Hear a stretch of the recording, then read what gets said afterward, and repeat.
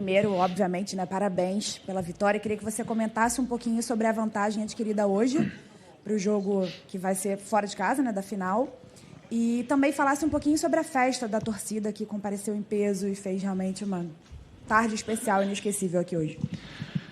Um grande jogo do Flamengo, um grande jogo do Atlético Mineiro. São duas grandes equipes que se enfrentaram e fizemos um primeiro tempo magnífico.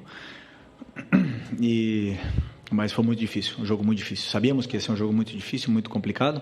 Não é à toa que estamos enfrentando um finalista da Libertadores e que ia ser assim. Mas fiquei feliz com o que eu vi hoje no campo e, obviamente, que para o jogo de volta, para mim, é como se fosse 0-0. É a mesma coisa, mas eu estou muito feliz pelo que eu vi hoje dos meus jogadores e, principalmente, como você falou, da nação, que já é chover no molhado, né? Sempre eles são um a mais quando eles empurram o time e os jogadores sentem isso e notam isso. Felipe, boa noite. Boa noite. Rodrigo Cerqueira, TV Globo. Logo que você assumiu o cargo, você foi muito perguntado sobre o Gabriel, o retorno, o aproveitamento dele. Em diversos momentos você passou confiança, disse acreditar no retorno dele e, inclusive, que quando a bola começasse a entrar, as coisas iam mudar. Os gols voltaram a aparecer, ele voltou a ser decisivo numa final, que acho que a torcida espera bastante. Eu queria que você fizesse uma avaliação desse momento que ele vive agora e nesse momento dele já retornando a fazer os gols e principalmente os gols decisivos. Um jogador do nível do Gabriel, um jogador decisivo, isso não consegue ensinar para alguém. Você não consegue ensinar um jogador a ser decisivo. Ou você tem ou você não tem. Existe um ditado, né, que o gol se compra. E eu concordo muito com isso. E o Gabriel tem gol. Não é à toa que é um dos maiores artilheiros desse clube, um dos maiores artilheiros em finais. E hoje nós vimos uma das melhores versões do Gabriel no campo. Mérito dele. Trabalhou, acreditou, obedeceu e escutou em todos os treinamentos, se dedicou o que mais, tratou o que mais, fez academia quando tinha que fazer, viu o vídeo quando tinha que ver e não existe sucesso sem trabalho. Trabalhou e hoje ele colheu os frutos, mas eu acredito que ele tem muito ainda pela frente para oferecer e ele não pode parar por aí. Felipe, aqui, Thiago Lima do GE, parabéns pela vitória, pela grande atuação. Só para puxar um pouquinho do Gabriel, que vocês estão falando, eu queria que você explicasse um momento que teve pouco antes do gol ali, uma discussão que vocês teve que foi visível ali do campo. O que você estava passando para ele naquele momento? E queria te pedir para você comentar um pouco sobre o Léo Ortiz, porque a gente viu pós-jogo, ele estava um pouco abatido ali no meio de campo, quando acabou, sentou no campo, a gente viu os jogadores indo dar força para ele. Como é que ele estava no vestiário, como é que ele estava nesse momento dele, desse pós-jogo dele? Sobre o Léo, é normal que um jogador fique abatido com o que aconteceu, mas ele tem que ficar tranquilo porque ele fez um grande jogo e tem que ficar com o que ele fez de bem, né? Isso eu aprendi do tênis. Você tem que se perdoar. Esqueceu o que aconteceu, foi uma fatalidade. Ele tentou tirar a bola e acabou prendendo a bola no pé e acabou que isso acontecesse um gol do Atlético. Mas eu repito a mesma coisa que eu falei do Everton lá em Porto Alegre. Os erros acontecem, às vezes eles são punidos, mas existem outros erros que acabam que não saíram em gol, como, sei lá, a jogada do Plata no primeiro tempo, né? E aí a gente estaria crucificando agora o Plata. Então eu não me guio muito por isso. Eu me guio pelo que o jogador fez durante os 90 minutos e não simplesmente por uma ação. E ele tem que ter a mesma tranquilidade que eu passei para o Everton, vou passar para ele, já passei, aliás, para ele, de que ele tem que ficar tranquilo que ele fez um grande jogo. E foi um erro e acontece. Não queremos que se repita, não queremos que os erros aconteçam e é bom que ele fique assim, que ele se cobre, mas que ele se perdoe. E sobre o Gabriel, na minha primeira coletiva aqui eu já falei que eu estou num cargo agora onde eu ia tomar decisões que iam deixar alguns jogadores incomodados, né? No caso, brabos comigo, alguma coisa, e foi isso com o Gabi agora. Uma correção tática no campo, os nervos à flor da pele, eu e ele querendo ganhar, querendo o máximo, e aí não tem conversinha, aí é grito. Então, essa conversa que eu tive com o Gabi, essa discussão que eu tive com o Gabi no campo, era o que acontecia toda semana enquanto a gente era jogador. Quando eu era jogador, e ele era meu companheiro, e agora não vai ser diferente, né? Não porque ele foi meu companheiro eu vou tratar ele diferente. E já está resolvido, já conversamos no intervalo e fico feliz pela grande partida que ele fez. Felipe, boa noite. Parabéns pela vitória. João Pedro Fragoso, Jornal o Globo. O primeiro gol do Flamengo nasceu numa jogada que me deu a impressão de que aconteceu várias vezes durante o jogo. O time esperou que o Atlético Mineiro fosse pressionar para depois sair com toques rápidos e apostar na verticalidade, como você já falou muito. E o segundo também é a mesma coisa. E tanto que você falou com o Gabigol até. O Léo Ortiz deu o lançamento, o Plata raspou e o Gabigol saiu, como aconteceu várias vezes essa jogada da raspada e da segunda bola. Eu queria te perguntar até onde essas jogadas conseguem ser treinadas e são treinadas e até onde isso parte da individualidade dos jogadores, como aconteceu com o Gerson, que deu um ótimo passe para o Wesley. Obrigado. Nós temos um plano de jogo sobre o que a gente imagina que vai acontecer durante o jogo. O Atlético tem uma defesa muito complicada de entrar. Tanto é que eles jogaram contra o River, os 2 jogos não tomaram gol. É um time que toma pouco gol e sabemos que não ia ser fácil porque é uma defesa praticamente homem a homem, mano a mano. E é muito complicado entrar nesse tipo de defesa, né? E a gente passou algumas soluções para os jogadores, mas algumas funções e soluções para eles, mas quem executa e quem faz tudo são eles. Eles que são os verdadeiros protagonistas do jogo e acabaram aproveitando as chances que tiveram, né? A gente foi hoje mais decisivo, mais determinante nas áreas do que o Atlético, mas com certeza um dos times mais incômodos de jogar no Brasil pela forma que tem de defender homem a homem. Oi, Felipe, aqui à sua direita, boa noite, é Guilherme Xavier da Trivela.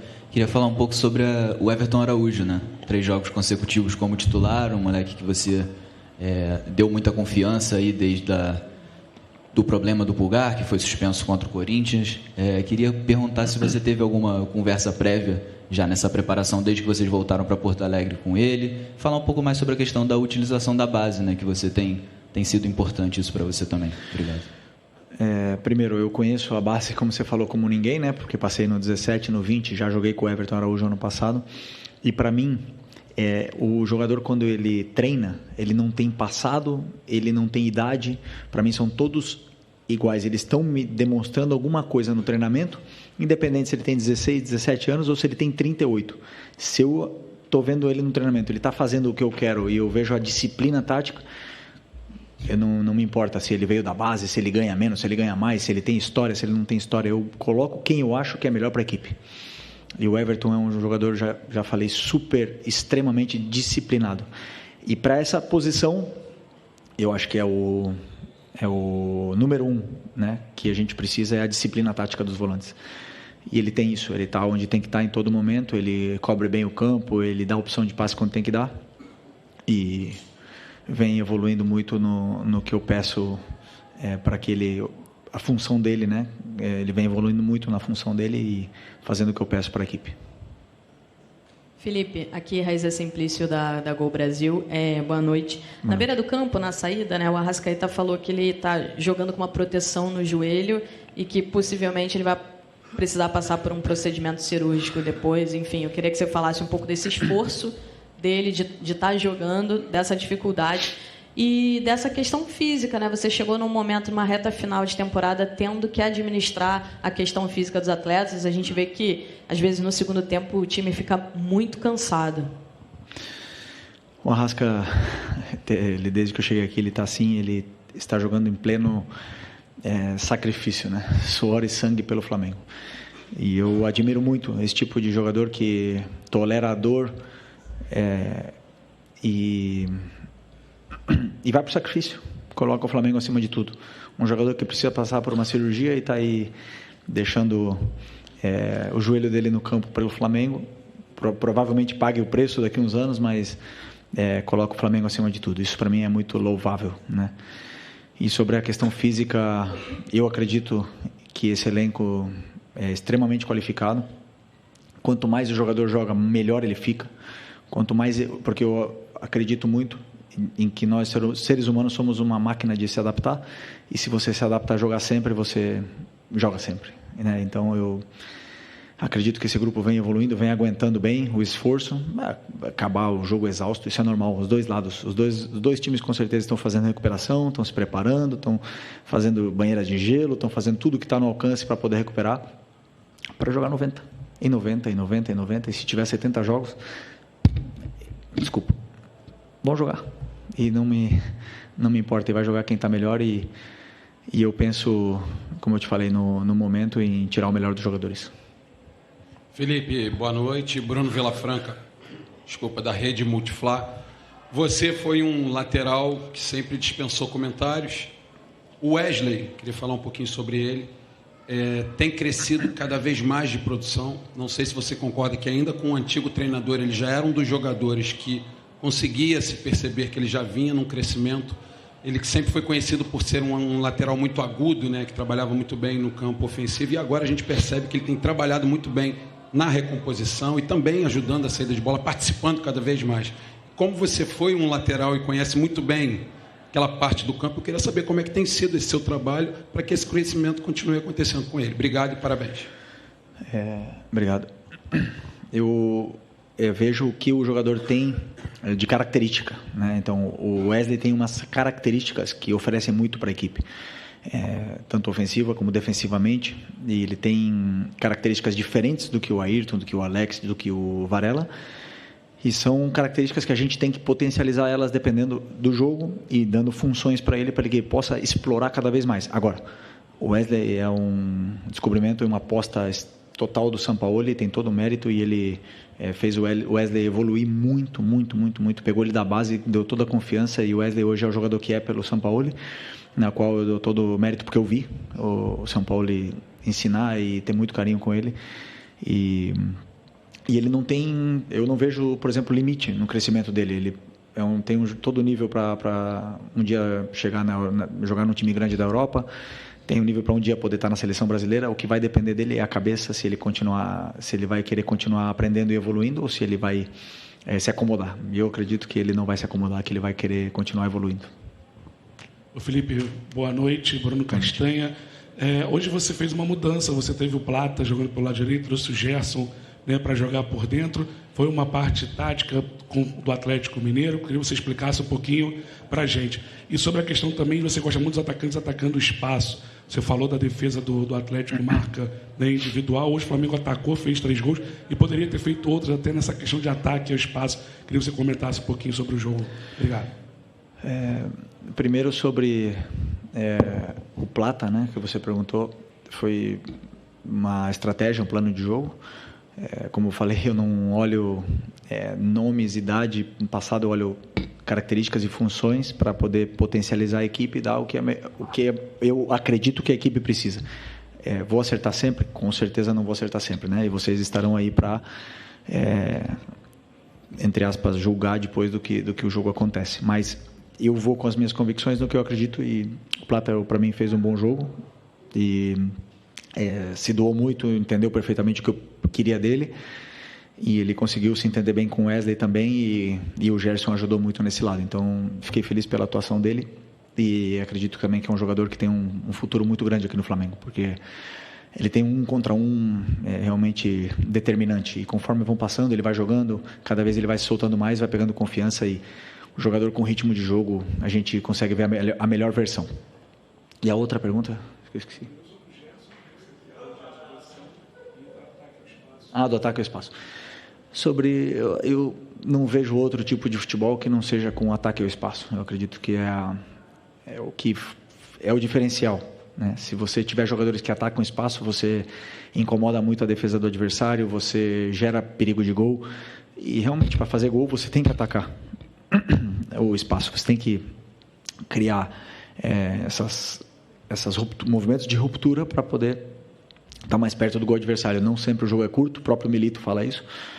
O adversário vai te dizer como você tem que jogar, né? Se um adversário defende em bloco baixo, você obviamente que não tem espaço para romper, mas se um adversário te pressiona, você tem que ter jogadores que sabem atacar bem o espaço.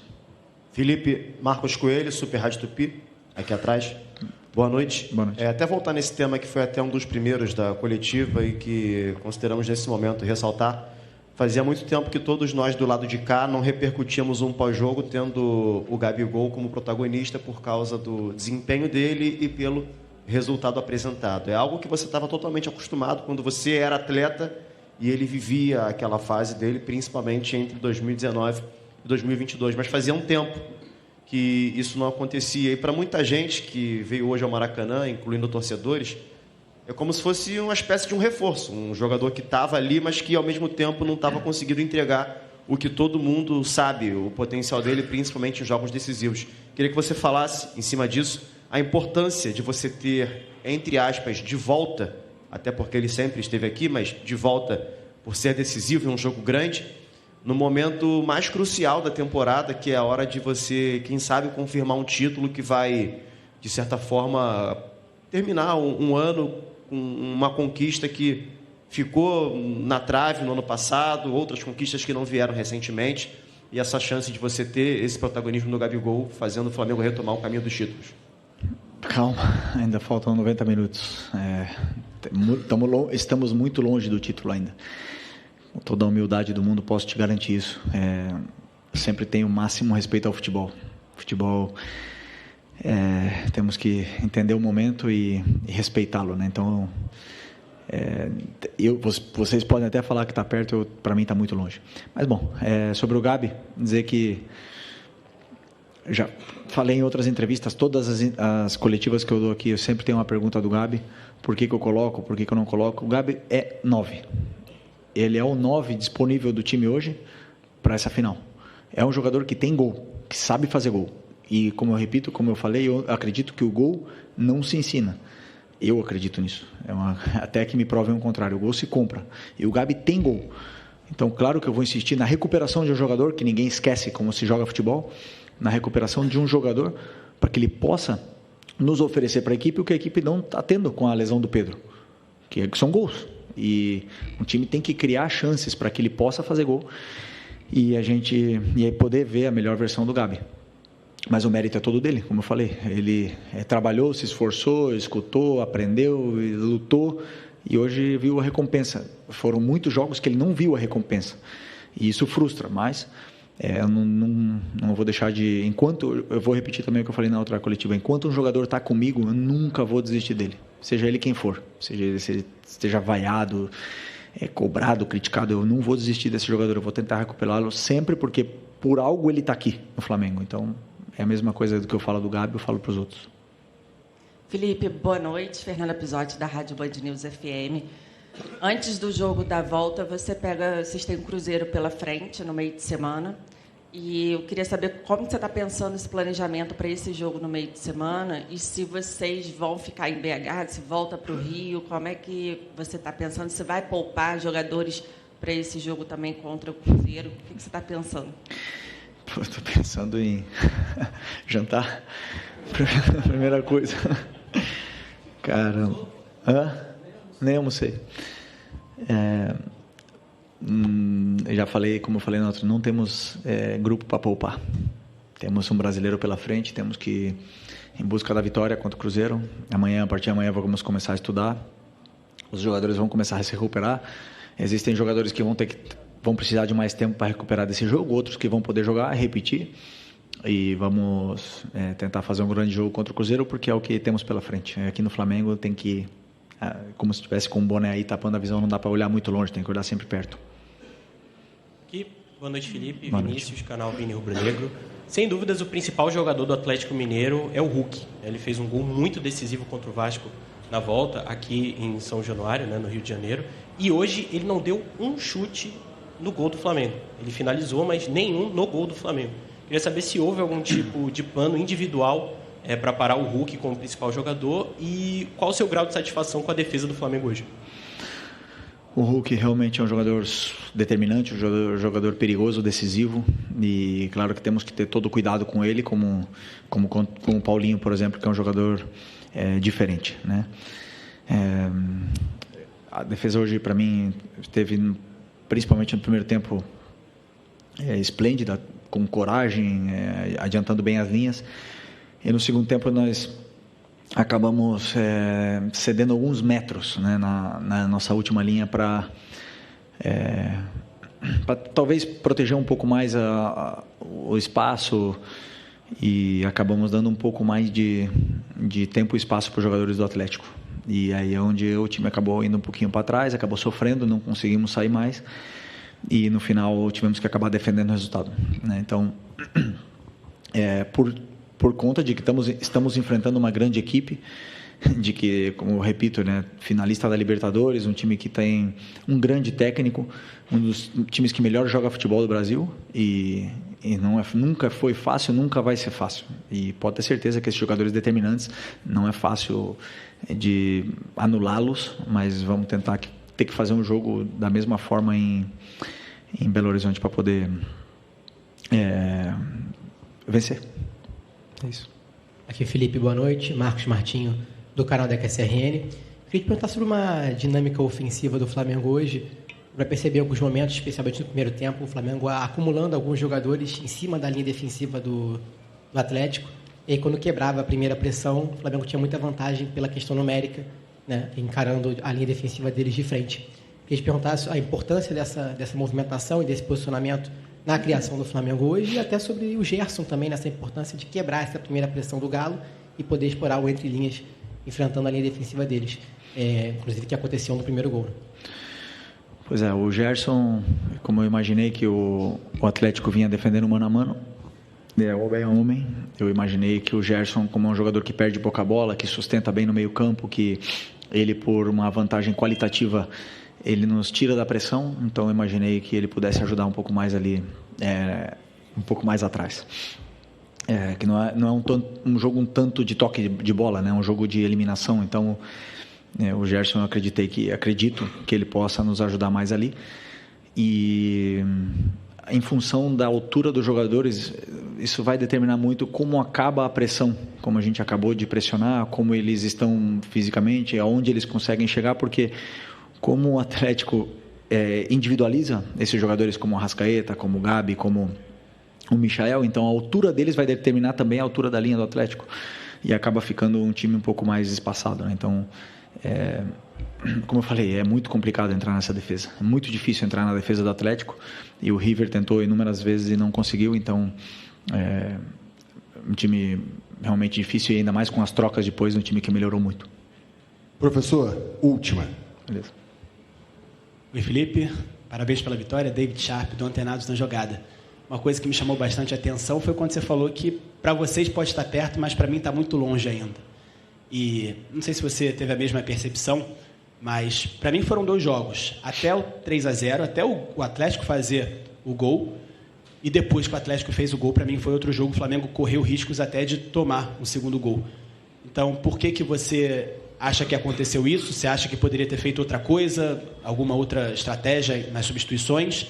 E se puder falar sobre o Gerson também, que, como o Marquinhos perguntou, em relação à resistência dele, porque são 3 jogos seguidos jogando os 90 minutos. É impressionante. Eu repito o que eu falei na outra pergunta. Na minha opinião, um jogador, quanto mais joga, melhor ele fica. Quanto mais ele se adapta a jogar 90 minutos, melhor.